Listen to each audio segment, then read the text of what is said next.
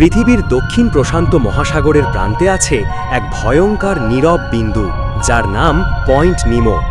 এখানে সমুদ্র এতটাই বিশাল আর ফাঁকা যে মানুষের উপস্থিতির কোনো চিহ্ন নেই।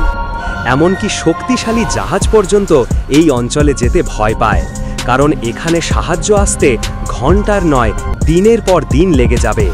কারণ এই স্থানটি পৃথিবীর যে কোনো লোকালয় থেকে প্রায় 2688 কিলোমিটার দূরে।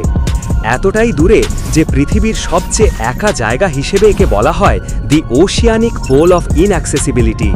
আর অদ্ভুত ব্যাপার হলো, মানুষের চেয়েও এই জায়গার বেশি কাছে থাকে আন্তর্জাতিক স্পেস স্টেশনের অ্যাস্ট্রোনটরা।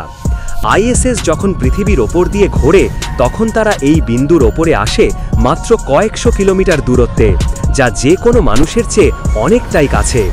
সমুদ্রের নিচে নেমে গেলে অপেক্ষা করছে আলোহীন গভীর এক অন্ধকার, যেখানে জীবন নেই, স্রোত নেই, কোলাহল নেই, শুধু গভীর নীরবতা। এখানে পানির চাপ এত বেশি যে সাধারণ সাবমেরিনও সহজে নিচে নামতে পারে না।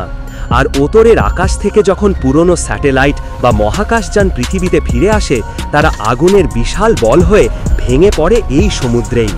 সেই কারণেই পয়েন্ট নিমোকে বলা হয় পৃথিবীর স্পেসক্রাফট গ্রেভইয়ার্ড। এখানেই সমাহিত হয় ভাঙা স্যাটেলাইট, রোবট স্পেসক্রাফট, মহাকাশ স্টেশনের অংশ আর মৃত মহাকাশযানের দেহ। বিজ্ঞানীরা ইচ্ছা করেই ভাঙা স্পেসক্রাফটগুলোকে এখানে ফেলে দেয়, যাতে মানুষের বসতি বা জাহাজ ক্ষতিগ্রস্ত না হয়। এমনকি ভবিষ্যতে আন্তর্জাতিক স্পেস স্টেশন আইএসএসও এখানেই নামিয়ে আনা হবে। আগুনের বল হয়ে তা ভেঙে পড়বে এই গভীর সমুদ্রে এবং শেষ ঠিকানা হবে পয়েন্ট নিমো। মহাকাশের আবর্জনা, সমুদ্রের ভয়ঙ্কর নীরবতা আর অজানা গভীর অন্ধকার সব মিলিয়ে পয়েন্ট নিমো হল পৃথিবীর সবচেয়ে নিঃসঙ্গ এবং রহস্যময় স্থান। এটাই সেই অঞ্চল যেখানে মহাকাশযানের শেষ কবরস্থান লুকিয়ে আছে কিলোমিটারের পর কিলোমিটার নিচে অন্ধকারের গভীরে।